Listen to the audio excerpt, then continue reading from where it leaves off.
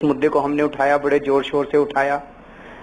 आज भाजपा की जो नई सरकार है वो इसको बोल रहे हैं, नरेंद्र मोदी जी बोल रहे हैं कि जो दागी लोग हैं उनको निकाला जाएगा, बोल रहे हैं करेंगे तो अच्छे। अब जैसे कल शायद 2 केंद्रीय मंत्री या 1 केंद्रीय मंत्री के रेप के खिलाफ निकालना चाहिए उनको। उसी तरह से जो भ्रष्ट लोग हैं, बात तो शुरू हुई, चर्चा तो शुरू हुई। आपके पास वो सारी चीजें हो, जैसे पैसा हो, लोग हो, कार्यकर्ता हो, जोश हो, ये सब कुछ हो, ये आम आदमी पार्टी में ये सब कुछ था। आज जब दिल्ली का चुनाव था, पैसा कहाँ था? जो भी था, लोगों का एक सपोर्ट था, 18 करोड़ रुपए जो भी फाइनेंशियल सपोर्ट था वो लोगों का था। जब आप पार्लियामेंट के विधानसभा के चुनाव के वक्त में आम आदमी पार्टी का डंका जिसे कहते हैं वो बज रहा था, आप लोकसभा चुनाव पे गए तो कह सकते कि अर्श से फर्श पर गिरे? नहीं, मुझे नहीं लगता। पहली चीज तो ये कि आम आदमी पार्टी का डंका बज रहा था, ये आप लोग चुनाव के पहले नहीं दिखा रहे थे, चुनाव के बाद डंका दिखाना चालू किया आप लोगों ने। चुनाव के पहले तो कह रहे थे 3 सीट आएंगी, 4 सीट आएंगी। सर हमारा एग्जिट पोल कुछ और कह रहा था। अच्छा जी, वो आप ही वाला था? हमारा ही एग्जिट पोल था जो 30 सच निकला था। ठीक है, बहुत अच्छा, बधाई आपको इसके लिए। लोकसभा चुनाव को थोड़ा सा समझने की कोशिश कीजिए। बड़ी बड़ी पार्टियां जो इतने सालों की पार्टियां थी, कांग्रेस लगभग वॉश हो, ऐसे में अगर एक नई पार्टी आके 4 सीट लेती है, नंबर 1, नंबर 2, दिल्ली के अंदर इतनी आंधी के अगेंस्ट अगर वोट शेयर बढ़ता है, 29 से 34% होता है, 5% वोट शेयर बढ़ता है, और सारी दिल्ली की विधानसभाओं में नंबर 2 पे रहते हैं with a very huge number of votes.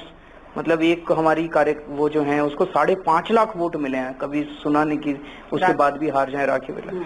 तो मेरा ये मानना है कि इसको आप हार से नंबर ऑफ सीट्स की भी 4 सीट आई, मुझे लगता है एक अच्छी शुरुआत है। अरविंद केजरीवाल तो पार्टी के नेता हैं, पार्टी के फेस हैं, और अगर अरविंद केजरीवाल की ये समझ थी कि लोकसभा के चुनाव में हमें दिल्ली और आसपास के राज्यों में कंसंट्रेट करना चाहिए, तो मुझे आपको नहीं लगता कि आपको अपनी सोच पर ज्यादा तवज्जो देना चाहिए था? फिर आप कहोगे पार्टी सुप्रीमो बन गया, डिक्टेटर बन गया, ये चलाओगे आप, टिकर चलाओगे, ब्रेकिंग न्यूज चलाओगे। आप मीडिया से बहुत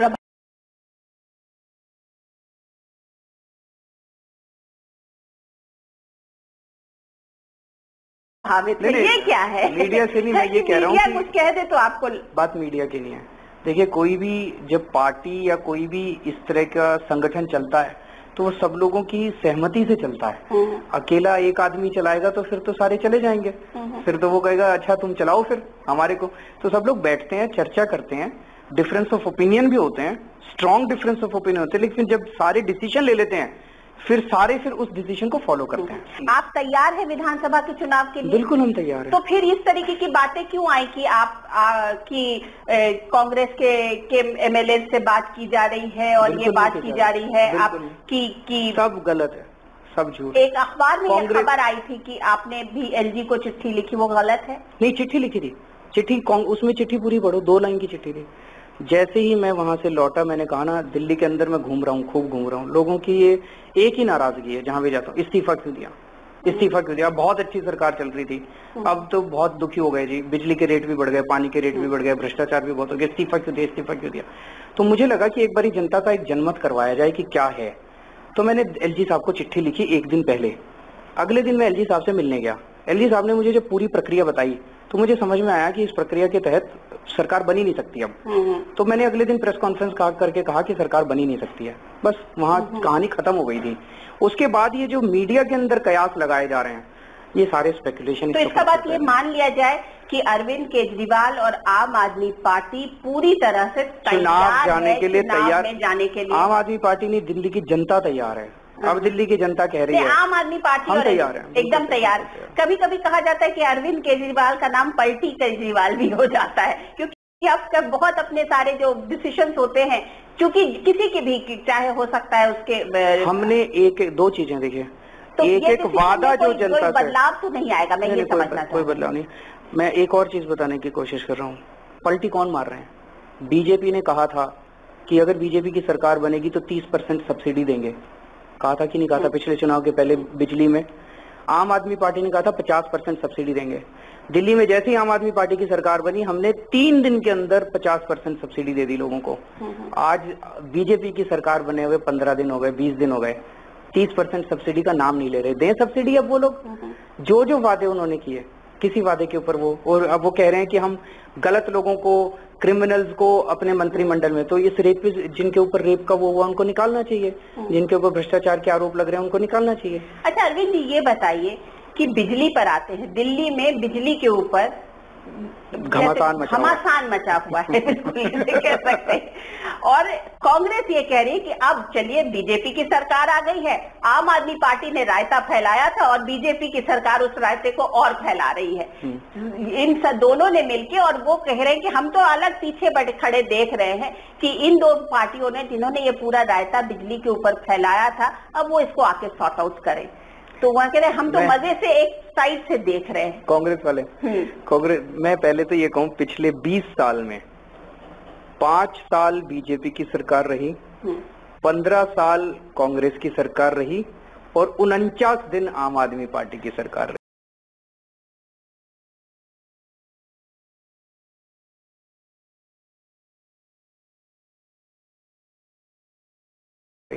और बीजेपी और कांग्रेस वाले कह रहे हैं कि सारा रायता इन 49 दिनों में ही फैलाया था हम लोगों ने। आपकी राजनीति की शुरुआत बिजली के वो लाइन काटने, वो विजुअल याद है ना, बिल्कुल, चढ़ के सीढ़ियों से चढ़ के आपने काटा था। बिल्कुल, मैं आ रहा हूँ उस पर। अब पहली चीज तो ये आपको याद होगा, 7 फरवरी के आसपास इन बिजली कंपनियों ने, जब मैंने सीएजी का ऑडिट ऑर्डर किया, इन बिजली कंपनियों ने आंखें दिखानी शुरू की। आपको याद है, इन बिजली कंपनियों को कहा था 11 फरवरी से हम बिजली काट देंगे दिल्ली की, और 11 फरवरी से दिल्ली अंधेरे में होगी। और मैंने कहा था कि अगर तुम लोगों ने बिजली काटी दिल्ली की, तुम्हारे लाइसेंस रद्द कर दिए जाएंगे, हम नई बिजली कंपनियां ले आएंगे। 8 फरवरी को मैंने नई बिजली कंपनियां दिल्ली में बुला के और उनके साथ बातचीत करना शुरू कर दिया, और 9 फरवरी को इन बिजली कंपनियों ने कहा कि हम 11 फरवरी से बिजली नहीं काट रहे। 24 घंटे में ठीक हो गई थी बिजली कंपनियां। ये ब्लैकमेलिंग करते हैं। अब बीजेपी की सरकार ऐसे लग रहा है जैसे इनको डिफेंड कर रही है इन कंपनियों को। मैंने एग्रीमेंट पढ़ा था इन बिजली कंपनियों के साथ, जो एग्रीमेंट है, एग्रीमेंट में लिखा है कि बिजली कंपनियों की जिम्मेदारी है कि 24 घंटे बिजली सप्लाई करनी है इन लोगों को।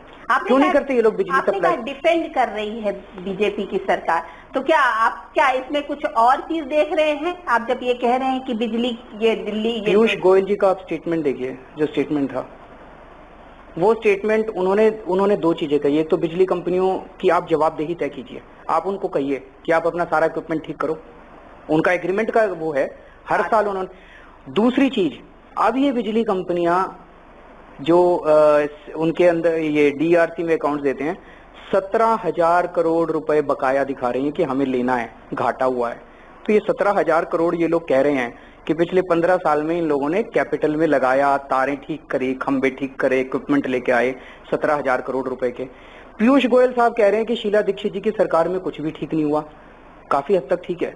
तो ये 17,000, 2010 में जब इन बिजली कंपनियों को ऑडिट करवाया गया तो पता चला इन्होंने फर्जी दिखा रखे हैं बिल। तो वो 15 साल में, जो लवली जी इतना चिल्ला रहे हैं, 15 साल में शीला दीक्षित सरकार में कई फर्जी बिल लगा के ये 17,000 करोड़ का बिल बना दिया। ठीक बोल रहे हैं पीयूष गोयल जी, काफी हद तक ठीक बोल रहे हैं। लेकिन अब मैं पीयूष गोयल जी से कहना चाह रहा हूँ कि पहली चीज तो 15 साल में आपकी बीजेपी की ऑपोजिशन में सरकार कर क्या रही थी यहाँ पे? अगर वो सारा फर्जीवाड़ा था तो आपके बीजेपी ने ऑपोजिशन में चिल्लाना चाहिए था। और दूसरा, अब आप क्या कर रहे हो? आप नोटिस दो इनको 24 घंटे का कि भैया ठीक करो, ठीक नहीं करोगे तो नई कंपनी ले आएंगे, देखो ये ठीक नहीं हो जाए तो क्या ये मान लिया जाए कि आगे की राजनीति में दिल्ली के विधानसभा के अगर चुनाव होते तो फिर से अरविंद केजरीवाल तार काटते दिखेंगे, फिर से बिजली के ऊपर ही राजनीति शुरू होगी? दिल्ली के मुद्दे उठाए जाएंगे। दिल्ली के मुद्दों में बिजली है, पानी बहुत बड़ा मुद्दा है, दिल्ली के अंदर पानी अब मिल ही नहीं रहा। तो अगर हम कर सकते थे 49 दिन की सरकार में, तो अब तो बीजेपी तो कर सकती है ना, पानी दिला सकती है, बिजली दिला सकती है। लेकिन ब्यूरोक्रेसी तो वही है ना अरविंद जी, हमारे टाइम में भी थी, हमने तो ठीक कर लिया ब्यूरोक्रेसी को, और फिर हमारे ऊपर इल्जाम लगता है हमें सरकार नहीं चलानी आती। लोग कहते हैं कि आम आदमी पार्टी के अंदर 2 धड़े हैं। एक धड़ा जो है, कई धड़े हैं, डेमोक्रेसी है। जो दो ऑब्वियस से धड़े, एक जो धड़ा है वो हावी हो जाता है अरविंद जी के ऊपर और वो अपनी बात मनवा लेता है। कौन से वाला है? ये मैं नाम नहीं लूंगी, लेकिन आपकी पार्टी के लोग कहते कि 2 धड़े जो हैं, एक धड़ा बहुत हावी हो गया है और उसने आम आदमी पार्टी पर कब्जा कर लिया, इसलिए और लोगों की बात जो है और वो धड़ा अपने हिसाब से करता है, किसी को किसी सीट पर लड़ना हो तो उसको कहीं और पहुंचवा देता है, किसी को मतलब उसी की चल रही है। सब बकवास है, सब बकवास है। कई धड़े हैं, एक्चुअली 2 नहीं है, कई धड़े हैं, आपको अंदर का पता नहीं है।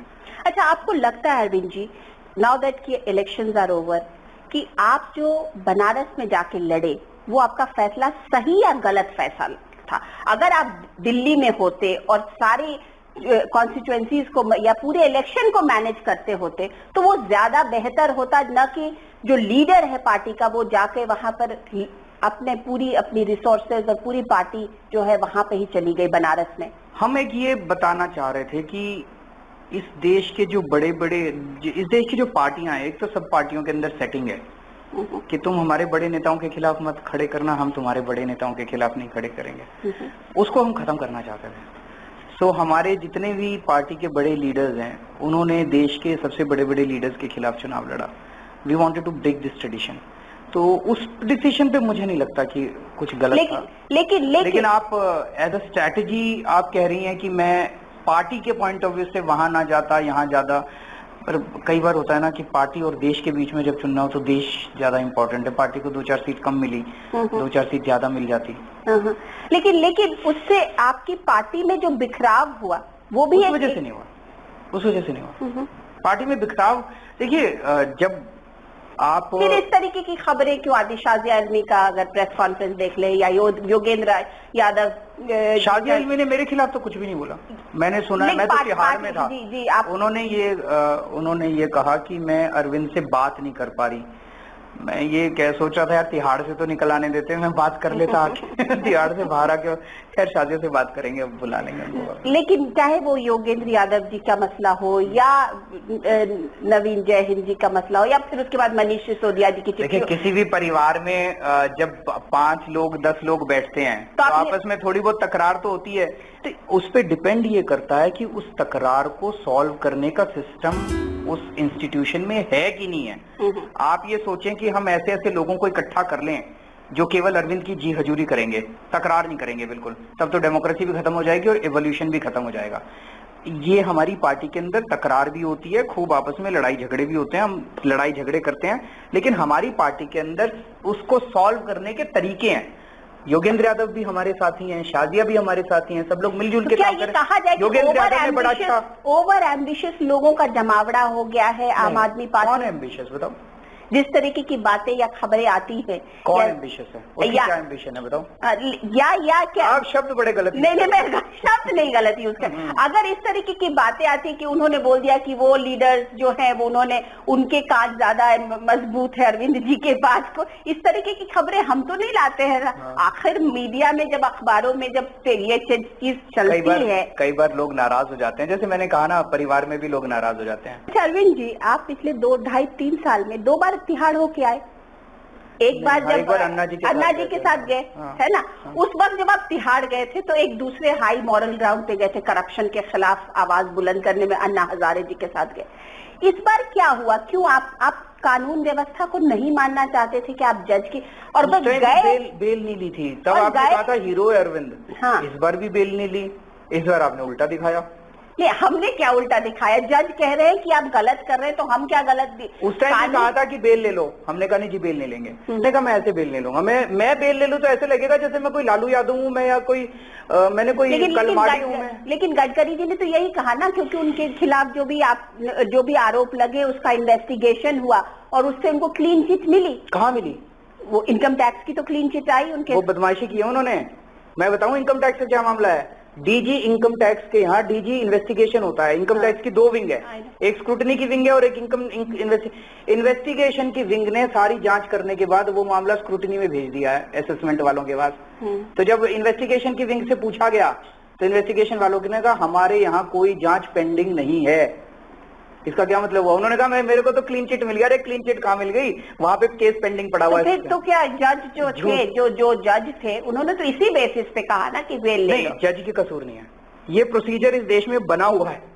तो मैंने कहा इस प्रोसीजर को तोड़ना पड़ेगा, क्योंकि इस देश में अगर कोई भी भ्रष्टाचार के खिलाफ आवाज उठाएगा तो वो केस में उसी को कहा जाएगा तू बेल ले ले। मैं कहूंगा भाई ये भ्रष्टाचारी है तो मुझे कहा जाएगा बेल ले ले। मुझे लगा कि इसको तोड़ना जरूरी है, इस प्रथा को तोड़ना जरूरी है।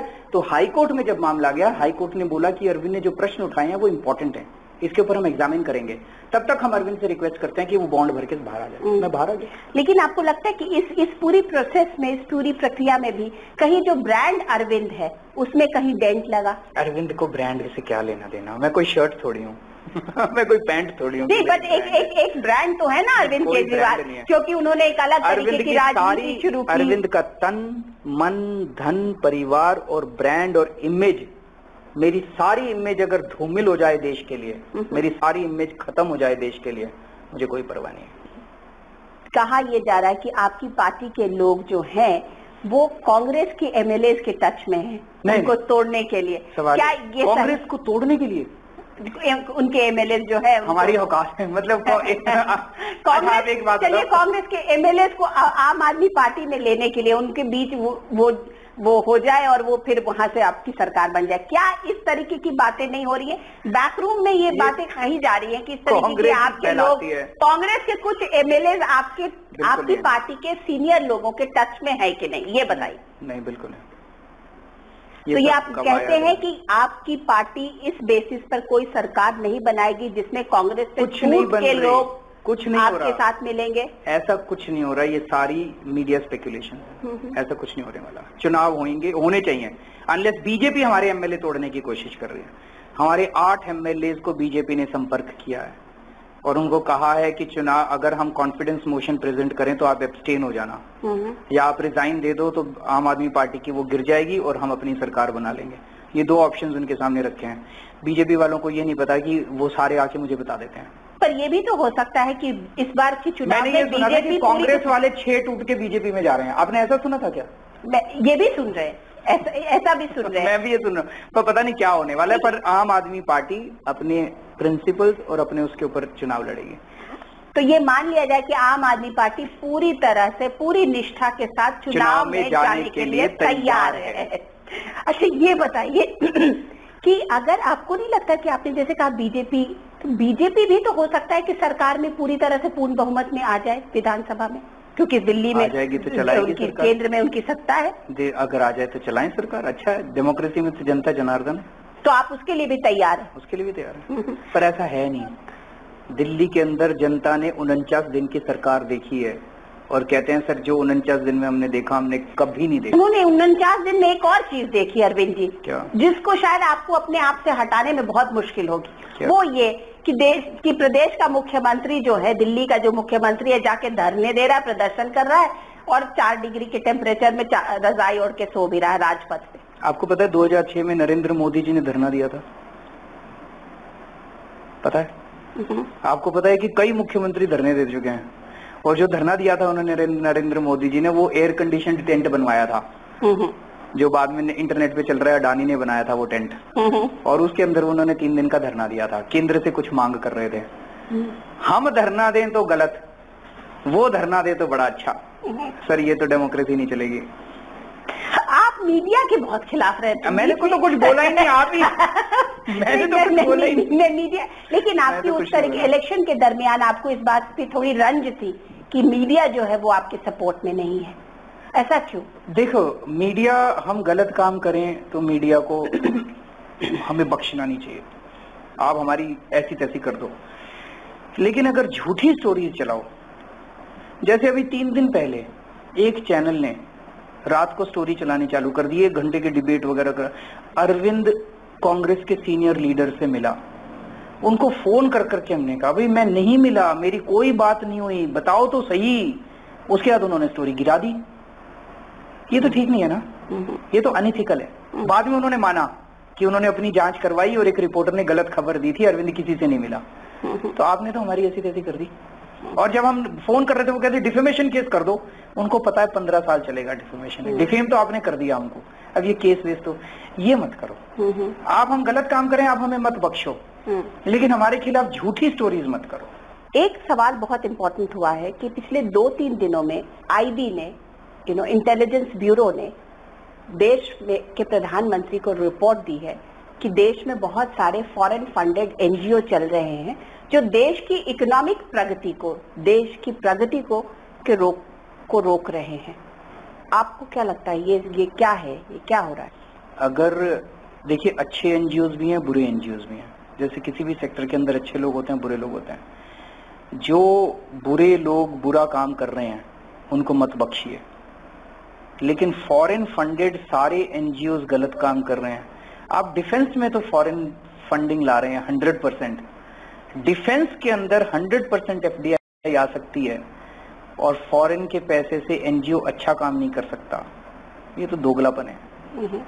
तो मेरा ये कहना है कि किसी को टारगेट मत करें, विच हंटिंग ना करें, वो ठीक नहीं है। कई एनजीओ अच्छा काम कर रहे हैं, उनको अच्छा काम करने दीजिए। जो गलत, जो देश के खिलाफ काम कर रहे हैं, देशद्रोह कर रहे हैं, उनको टांगिए।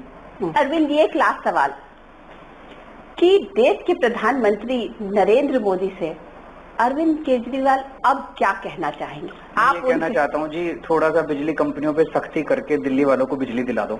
मैंने 10 मिनट का टाइम मांगा था उनसे मिलने के लिए। हाँ। मैंने कहा जी मैं मिलके बताना चाहता हूँ कि इन बिजली कंपनियों ने मेरे को भी ब्लैकमेल किया था, अब आपको भी ब्लैकमेल कर रही है, थोड़ी सख्ती करो इनके साथ। तो मैं उनसे यही रिक्वेस्ट करता हूँ कि बाकी तो बाद में चीजें हो जाएंगी। अब दिल्ली वाले बिजली और पानी से त्रस्त हो चुके हैं दिल्ली में। आप उनको गुजरात भी मिलने गए थे, वहाँ पे आपसे नहीं मिले थे नरेंद्र मोदी। अब आप यहाँ आपने दिल्ली में वक्त मांगा, आपको क्या क्या रिस्पांस मिला कि आपसे वो मिलने वाले हैं, नहीं मिलने वाले? अभी तक तो कोई एक्नॉलेजमेंट भी नहीं मिला। ये बताइए कि आपने नरेंद्र मोदी जी का जो राष्ट्रपति का भाषण था, उसके बाद जो प्रस्तावना में भाषण दिया, उसको सुना आपने? आपको क्या लगा उनके भाषण? बहुत अच्छी बातें बोली उन्होंने। अब वेट कर रहे हैं कि उसको इम्प्लीमेंट करें। तो बोला तो बहुत अच्छा, अब लोग वेट कर रहे हैं कि अब इसका सबका इम्प्लीमेंटेशन शुरू हो। Thank you so much. Thank you. तो ये थे आम आदमी पार्टी के नेता अरविंद केजरीवाल। मैं अनुराधा प्रसाद किसी और पर्सनालिटी के साथ आपसे फिर मिलती हूँ। तब तक के लिए नमस्कार।